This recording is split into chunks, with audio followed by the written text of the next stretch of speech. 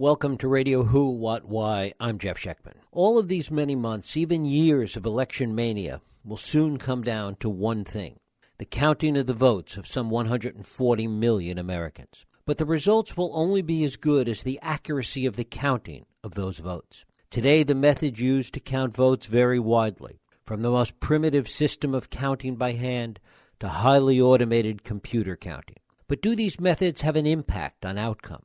Is there reason to worry as more and more votes are counted in cyberspace? In an era when our finances and banking, our bills, our communication, and even our taxes are all conducted online and in the cloud, why should we worry about votes being counted the same way? Well, my guest, Jonathan Simon, worries a great deal about that. Jonathan Simon is Executive Director of Election Defense Alliance, a nonprofit organization dedicated to restoring observable vote counting and electoral integrity. He's also the author of Code Red, Computerized Election Theft in the New American Century. Jonathan Simon, welcome to Radio Who, What, Why. Thanks, Jeff. Good to be here. It's great to have you here. In a world in which we do so much online, we trust it with our finances, our taxes, almost every aspect of our lives now is conducted online. Why should we feel differently with respect to voting and elections? That's a great opening question. When we go down to the bank and we use an ATM or we send in a check or whatever, we have a certain amount of faith in the functioning of the computers and in the honesty of the institutions that we're dealing with. But if that faith is somehow betrayed or undermined, we're going to get an indication of that. We're going to see a bank statement. We're going to get a receipt from the ATM. We're going to get a credit card statement, and we're going to jump all over it, as people will do. The difference with voting is that once that ballot is cast, you don't get a receipt, and you certainly don't get any indication of how all the other votes are being counted. So it's basically a black box and entirely faith-based process where there isn't going to be an indication if there has been either error, glitch, or fraud. You're not going to see it, and you're just going to take those electoral results on blind faith. What about in situations where there's so much polling today, both pre-polling and exit polling, and there's consistency of results between what the polls might indicate, what the results might be, and what exit polling will show? Yeah, well, if there were consistency of results, indeed, we would that would be something that we'd have to look at and try to understand. And in fact, there is a feedback loop that tends to generate some consistency of results. Polling firms are not in business to get elections wrong, so they keep tweaking their sampling and their methodology based on electoral results. That having been said, there's great inconsistencies. In fact, if you looked at the Democratic primaries in 2016, for instance, the exit polls in state after state after state were shifted, and all in the same direction, basically. Then you looked on the Republican side, and they were basically spot on. So we have, what we call forensics, and unfortunately, forensics can be fairly eye-glazing, and it may be an exercise in futility trying to prove that these elections have been manipulated. But the forensics are pretty strong year after year after year. They came up very hot in the 2016 primaries. And again, it's more than just this exit poll or that pre-election poll being off from the results. It's a consistent pattern, and what we call second-order comparisons are particularly strong. And by that, I mean it's not just that the exit polls were off in this, and this race on the Democratic side. It's that they performed brilliantly on the Republican side, being administered by the same firm, Edison Research, on the same day with the same questions being asked by the same questioners at the same precincts. And when you're looking at the Republican races and Republican voters, they did splendidly. And when you're looking at the Democratic ones, it was so far off that they had to cancel the last 3 or 4 exit polls because they were frankly embarrassed by the consistent miss in state after state after state, and of course it was pretty much all in the same direction. And if there's partisan movement behind any manipulation of election, why would you be seeing it to that degree in a primary? Oh, well, there are some pretty strong motives to control the field of candidates. And as a matter of fact, the fact that we saw it in the Democratic primaries is pretty strong corroboration in a way of that motivation. Bernie Sanders, and I'm going to leave my own partisanship out of this and just be sort of an objective analyst looking at, how the country is viewing these horse races. Bernie Sanders was the one candidate, in the major parties, who basically was threatening to the corporate elites. He was the outlier as far as what would be brought to the table in a general election, and so eliminating him from contention could be seen as a very strong partisan, not necessarily Democratic versus Republican, but if you look at it from, let's say, the 1% versus the 99%, or the corporate control versus, the populist sentiment, there was very, very strong motivation to take him out of the running. And, so when you control the field, and this goes not just for presidential politics, but it goes down to the level of the House of Representatives or state legislatures. The infrastructure of American politics is built not in the White House. It's the White House tends to be more transient. The more permanent, and there are many reasons for this, gerrymandering and advantages of incumbency, but the more permanent infrastructure is built at the state legislative level. It's built in the U.S. House of Representatives. When you control the field for those races, that's a huge part of controlling the outcomes if you're not giving voters the choice that they would otherwise have. So primaries turn out to be, extremely important in the overall outcome of our elections, and they tend to escape scrutiny. They don't tend to be exit polled to the same degree. The turnout is less. The media attention is less.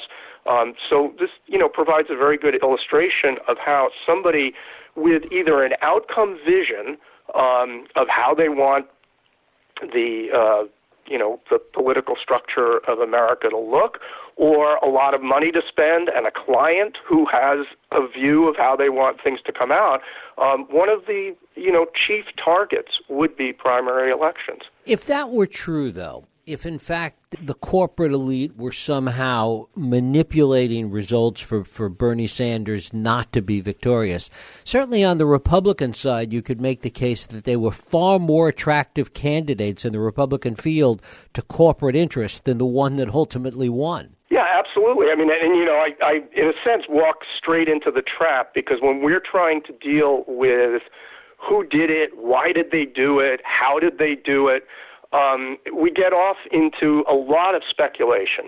Is it a cadre? Is it the Russians? Is it Karl Rove? Is it, a group of true believers? Is it the moneyed interest? Is it the Koch brothers? And we can't answer those questions. They're that would be a challenge for, let's say, an FBI investigation. We don't have the resources. We can speculate. But fundamentally, we don't know. We don't know what the game plan is. We don't know what, masterminds could be thinking, whether it's foreign or domestic. We can safely say, enough forces out there, given the stakes involved in American elections and in American politics and the impact on the whole world and certainly on the financial sector as well. You can well imagine that there could be those who have a stake, have a horse in the race, and have the money to spend. The key problem is really not who did it. We're not looking to rerun any past elections, take George Bush out of office or make Bernie Sanders the Democratic nominee. The key problem is the vulnerability of the system. So, we can go one of two ways. It can spend a lot of time and energy trying to prove that election theft has happened, and because we're denied access to all the hard evidence, the actual voter-marked ballots, the memory cards, the code, corporate correspondence, all of that is off limits, it becomes a very difficult thing to do. I mean, you wind up with statistical patterns, and you work pretty hard at making sense of those patterns and drawing some conclusions. But at the end of the day, it remains circumstantial evidence. So when we fall into the trap, and I found this, more and more. I began with forensics back in 2002, and I've been doing it for a long time, and I have some colleagues who have been doing it for a long time. And we think doing it pretty well and amassing a pretty, strong, just mountains of evidence. But at the end of the day, the real the takeaway from all that is this is a hell of a stupid risk to take, to have votes be counted unobservably, outsourced to private corporations of whatever partisanship, to have the votes counted essentially behind a cyber curtain, and to trust those results in an age where you got the state nations doping their athletes. You've got the steroids. You've got Volkswagen cheating through the programming of the computers in their cars. I mean, you just have so many examples of where the stakes are high and nobody can look, that the ethics don't step up to the challenge, and that advantage is taken of these vulnerabilities. And that really is the issue. Can we go forward with this unobservable vote counting system and trust it? And part of the problem now is that trust is breaking down. Whatever I think, whatever you think, and however you would view Trump as an avatar of electoral integrity, the bottom line is that trust is breaking down, and people are getting to the point where they're not likely to accept electoral outcomes, and that's true whether manipulation has taken place or not. And the problem there is that the vote counting process is unobservable. Given the diversity of systems that exist in the country, given that vote counting takes place on essentially a county level, on a local level, with different systems, different officials, talk a little bit about the impact of that, and isn't that some kind of a bulwark against the kind of manipulation we're talking about? Yeah, Jeff, Obama, our president, made precisely that point, and I have a lot of respect for his intelligence, and he rarely says things that have me scratching my head. And this was one of them, because, in fact, the system is not very diverse. It's a few corporations that supply virtually all of the equipment. The administrators, whether it's on the state or the county or the precinct level, generally don't have the technical chops to really monitor that equipment or keep track of what's going on in it. So they rely on the vendors and the vendor satellite corporations to basically do the programming, do the testing, in the vast majority of cases.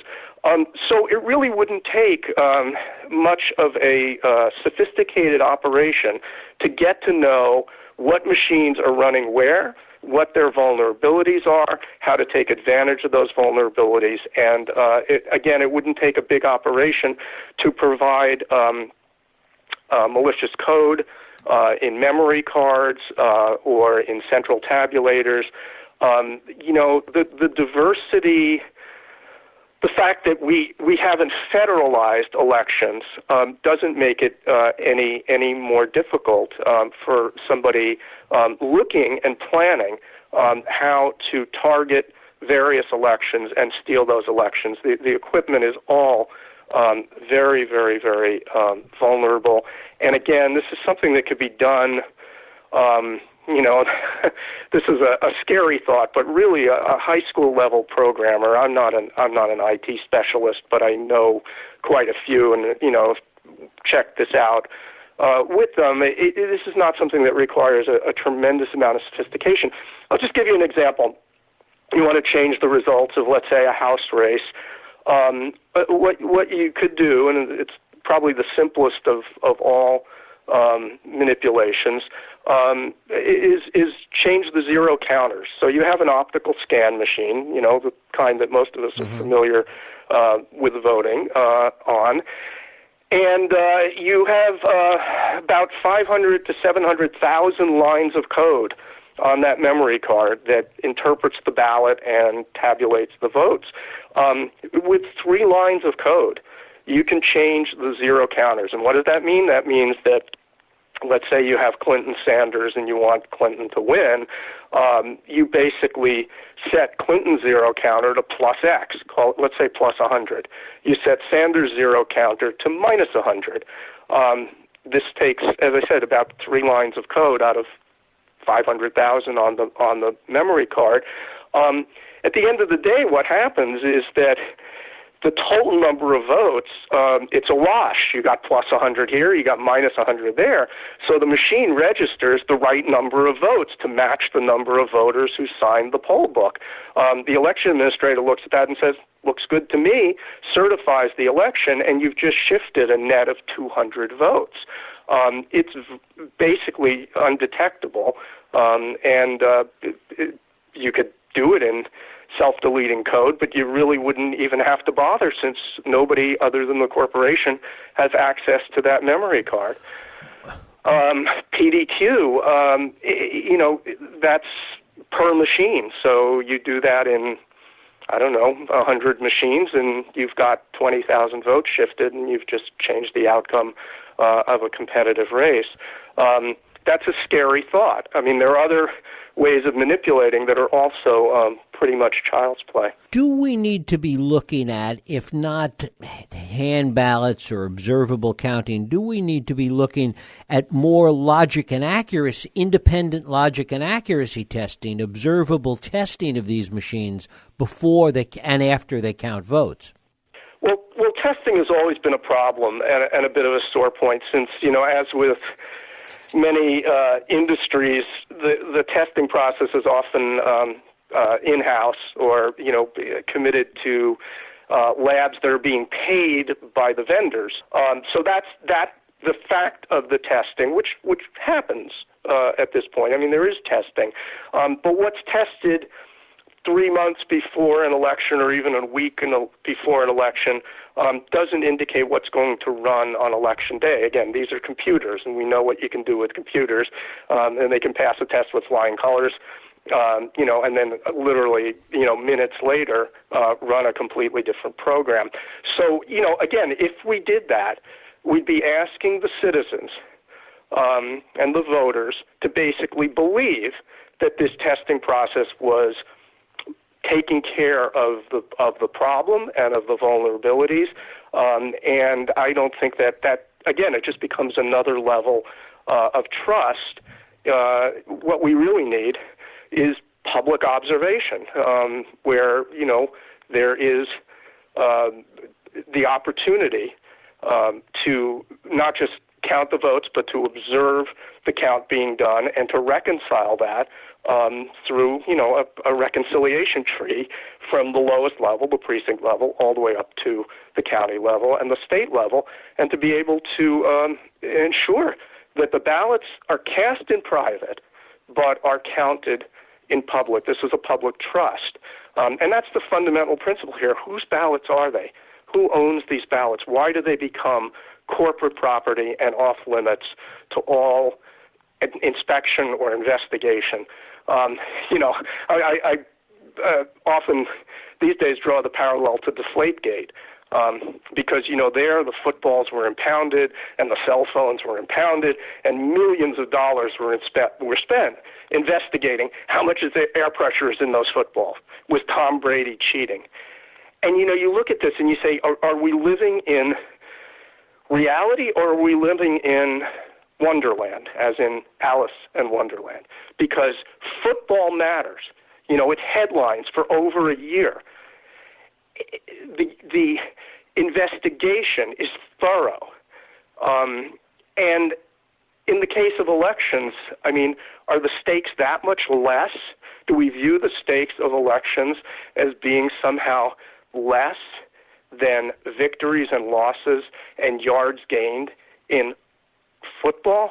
And this is, this crazy inversion of priorities. And now, Jeff, the chickens are coming home to roost because we're seeing the breakdown of our political system right before our eyes. And, we maintain, those of us who have been looking at, election integrity and taking this problem seriously, that a big part of that breakdown is the distortion of the public will that takes place when you don't count elections honestly and accurately, when you don't count votes honestly and accurately, when it's not observable, when it's been outsourced. We, as citizens, have not just the right to an observable count, we have the duty to be participants in that process. If we really want a democracy, we've got to work for it. And we can't just prioritize ease, convenience, entertainment. Hey, I want to go vote. I want to go home. I want to watch, NBC or Fox or whatever it is and see all the blinking charts and be told who the president is and who our government is, go to bed at 10 o'clock. This is lazy. And democracies were never sustained by lazy publics. So a big part of it is on us. Yes, the media has led the way. The media has made this about entertainment, about speed. Another Super Bowl. Basically, that's what it's become, another entertainment event. If we continue to look at it that way, we're going to continue to get the kind of, warped, stuffed animal of democracy rather than the real thing that we're seeing now, reflected in this election. In Florida in 2000, we had very much the observable counting of ballots. That didn't work out too well. Is that some kind of a touchstone that we should look at?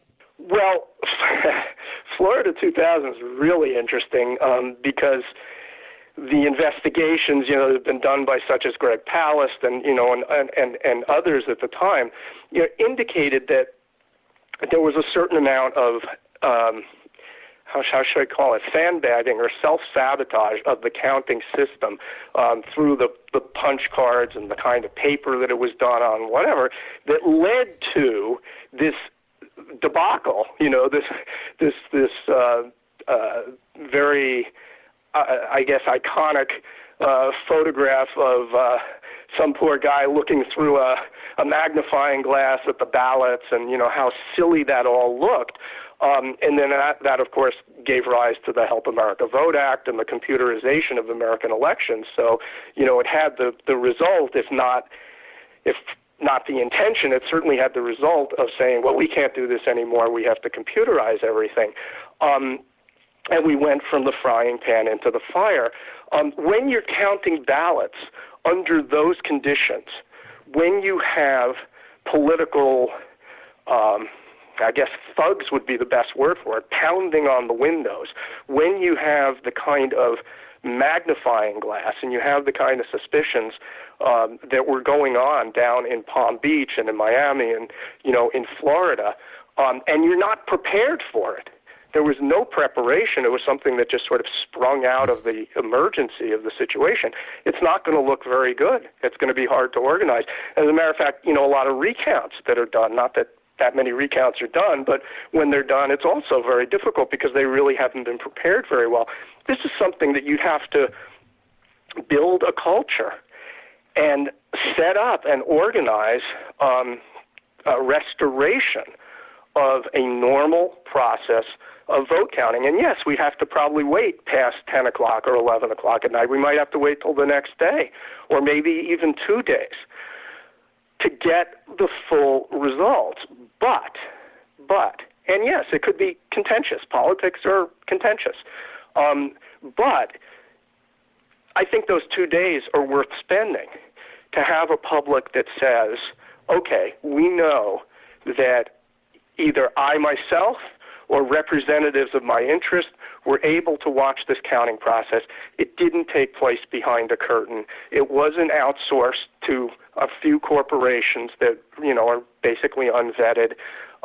We now have real confidence in the electoral results, which is evaporating very quickly. And I mean, again, there are other countries in the world, Germany, Ireland, the Netherlands, and there's quite a long list now that came to exactly that conclusion and basically said, computerized vote counting is very convenient, but we can't trust it anymore. And they went back to a hand count, observable vote counting process.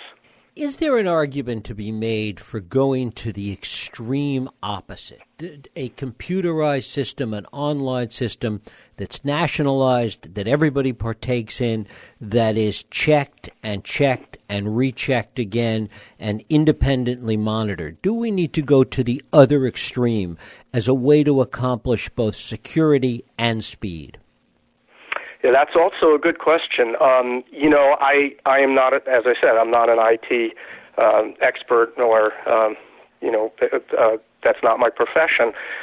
However, what we hear from the people who are IT experts and who are working on this is that reliable, truly verifiable internet voting is decades away, if ever. And the reason for that is that in the world, in the cyber world, pretty much the minute you make something secure, there's someone out there that's going to undermine that.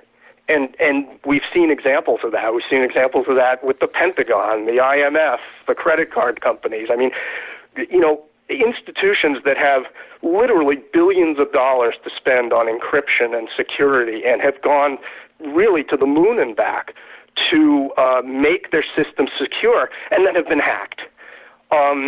So the idea of internet voting is very appealing on many fronts. It would make voting more convenient. It would probably increase turnout. It sounds great. We do everything else online. But the experts pretty much are unanimous in saying that we're not there yet. And a good proportion of those experts say we may never get there, or certainly not in the short term. So the other little gloss on internet voting, because my colleagues are, I would say, horrified by the thought and universally against it. And I, weighed in, being something of a contrarian, and said, well, wait a minute. Okay, the voting system that we have now is the equivalent of what the mafia would call a closed city. The opportunities for manipulation are very strongly concentrated in those who run the process, in those 4, 5, 6 corporations.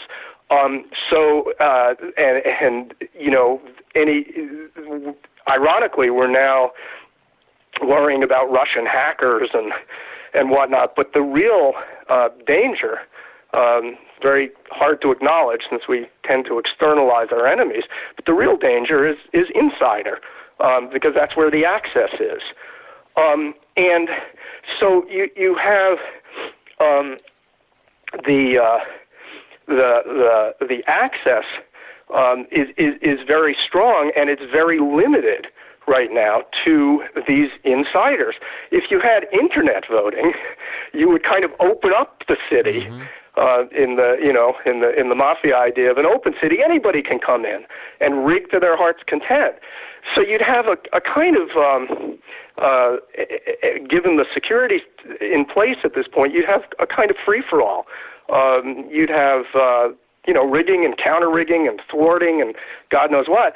To me, in certain ways, that's better than what we have now, because at least the whole thing would blow up relatively quickly, and people would say, well, we can't trust this system, and it's very obvious. It would also be obvious to people, if you were voting on computer at home, that it was actually a computerized system. I think right now there's a lot of misunderstanding. When people put their ballot into an OpScan machine, they don't necessarily see that as a computer. It looks very safe. Well, I marked my ballot. It still exists, and here it goes into the slot, and there's no computer involved. Well, an optical scanner, just like a touch screen, is a computer. It's a fairly sophisticated computer. It then, those results get digitized. They get sent off to a central tabulator, which is an even more sophisticated computer. They get piped through to the Associated Press on an even more sophisticated computer. So the system right now is very much computerized. The access to the actual voter marked ballots is nil. So they exist, but it's false reassurance because they never, when I say never, 99.99% of the time will never see the light of day. So we're on a computerized system now, and it's a system that, again, there's very close control of what goes into it, and that control is very much in the hands of a few private corporations. Certainly historically there was voter fraud and election rigging long before there were optical scanning machines. Doesn't the system require inherently a certain amount of trust, a certain amount of faith, whether it's observable counting, whether it's optical scanning, or something in the future? Well, yeah, elections are high-stakes affairs, and where you have high-stakes affairs, there's certainly an incentive to cheat. The difference is, this was best put by a Republican, IT pro, whose name was Chuck Herron, and I'm going to paraphrase, but he basically said, and I can't do the Southern drawl, but he basically said, it takes a long time to change 10,000 votes by hand. It takes me 3 seconds to do it in a computer.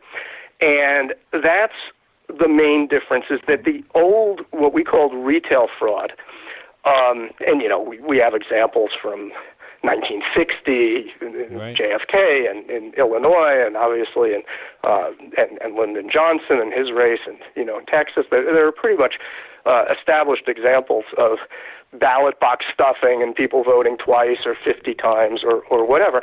That was basically equal opportunity. It was very labor intensive. It took a lot of effort to generate, even a relatively small move of the needle. Very difficult to cover up, so it was pretty much overt, and by and large a wash because both parties could do it. Anybody was pretty much free to do it. Now, locally, it wasn't a wash because if you had control of the South, or you had control of a state or of a city, you were going to have much more power to do this. But when you looked at it on balance in terms of the direction that America, was taking as a whole, it was pretty much equal opportunity. It was retail. It was very, modest in terms of the limitations of what you could do. What we have now is just the opposite. It's very much directional because the control of these companies is, if you go through their pedigree, it's quite partisan. So the opportunity is much more limited, much more directional. And the overall efficiency, the impact, is orders of magnitude greater. A single person, and this has been established, this is not, the stuff of conspiracy theory, this is the Brennan Center and Princeton, Caltech and the GAO, that really a single person could change dozens, if not hundreds, of electoral results. That you don't require the big labor force to do it.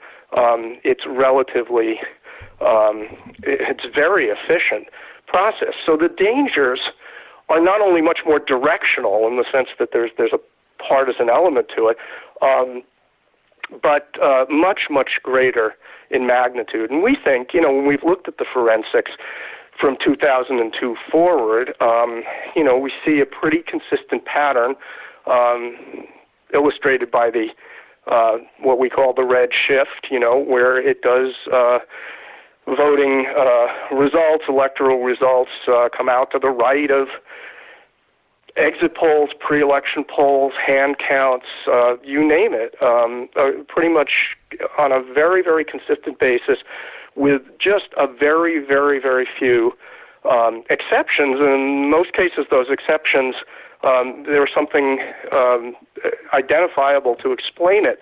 The overall pattern is very consistently one-sided, and it does appear to correlate with control over the vote counting process. And to what extent, finally, Jonathan, do you think that this issue is going to be front and center in 48 more days? Hard, it's a bit of a cloudy crystal ball, because a lot of it depends on how things go. I mean, I took code red up to basically the beginning of September. And my prediction in there, and it includes a call to action to how we could go about, reclaiming the sovereignty, reclaiming the control of this, process of make it observable. But it's pretty much resigned to the fact that this isn't going to happen in the next 48 days. And so we're looking at an election where there's already been a lot of rumbling of mistrust. And again, our work is really not to identify the perpetrator and say, well, Hillary's going to rig this or Trump's going to rig this, or that's not it. It's basically identifying the fact that the system is an incredibly at-risk system, and that what we're seeing now is reports of concern about hacking, the NSA getting involved to try to, set up a task force to control the process, which again is a double-edged sword. That degree of centralization could be very scary for those who look at a country, for instance, like Russia, and say, yeah, they got control of their elections, all right. Putin will never lose. That's a scary thought. It's hard. It's hard to represent the public and the public interest without turning it over to, the same insiders that could be very inimical to that interest. It's hard for the public to get together and assert their rights in an organized way. So we're looking, conceptually at a very difficult situation. Pragmatically, it wouldn't be all that hard to count our votes observably, but the inertias that are in place are very, very strong. It's going to take some serious public commitment to change this process. And what's going to happen in 2016? I don't know. Most of us naturally, tend to focus. When I say us, the public tends to be riveted on the presidential race. We think, most of the real damage has been done from a forensics evidence standpoint down ballot. Down in the House of Representatives, down in state legislatures. So, an election like 2014 goes under the radar and everybody, just sort of moves along, where elections like 2004 and potentially this year generate a lot of interest, a lot of concern. But as for what's going to happen and who's going to scream foul, if they're going to scream foul, and whether anything constructive will come out of that, I'm going to sit back with you and, sort of await developments. I have to say, it's not an encouraging place in terms of what has become of not just, political dialogue, but the entire political process. You've got a lot of angry people out there. You got a lot of angry Bernie Sanders supporters. You have a lot of potentially angry people from whoever loses this election, and trust is really breaking down. And I think, really the way to restore that trust is to make the process observable. At the very least, institute a well-designed and a transparent audit process which could operate as a deterrent. I'd like to see hand-counted paper ballots. I think it could be very communal, very congregational, a way of coming together after elections. People do very well, It depends on circumstances, white people and black people get together and do very well in one circumstance and they become enemies in another circumstance. This has, been established by sociologists. In a similar kind of way, Democrats, Republicans, right-wingers, left-wingers can be, the bitterest enemies in certain circumstances. But if you make the right circumstances, you put them in a room together and give them a task to do and say, hey, we're all Americans here. We're all people who care about this country. Then you bring out the best in those people. And I I see hand counting as something along those lines where people of very differing views come together to participate in the process and participate in it fairly. And, perhaps that's absurdly idealistic, but if we can't get there, then I don't know where we really can get as a nation. So I see it as a very healing prospect. That having been said, if we can't get to hand-counted paper ballots, we at least need a much, much stronger system of audits and recounts and access to ballots as public records. What we're seeing instead is that more and more states, especially the states taken over by Republicans, at the legislative and the administrative level, are taking ballots and removing them from public records access. They're exempting ballots from public records law, so it's becoming less transparent, less of an opportunity to observe directly what should be really part of the public domain. So we're moving in certain ways in the right direction, but certainly not fast enough, and there's a very strong countercurrent, both with regard to voter suppression, which, we know about. Greg Palast has done remarkable work in that area. It's now, certainly made it to the courts. The courts are looking at it, and they're, recognizing voter suppression and the cynicism of that. We are, in many ways going in the wrong direction, and it's showing up in the kind of politics that we're being, that's being foisted on us at this point. Jonathan Simon, I thank you so much for spending time with us today. Thanks, Jeff. Thanks for talking to me. Thank you. Thank you for listening and joining us here on Radio Who, What, Why. I hope you join us next week for another Radio Who, What, Why podcast. I'm Jeff Sheckman. If you like this podcast, please feel free to share and help others find it by rating and reviewing it on iTunes. You can also support this podcast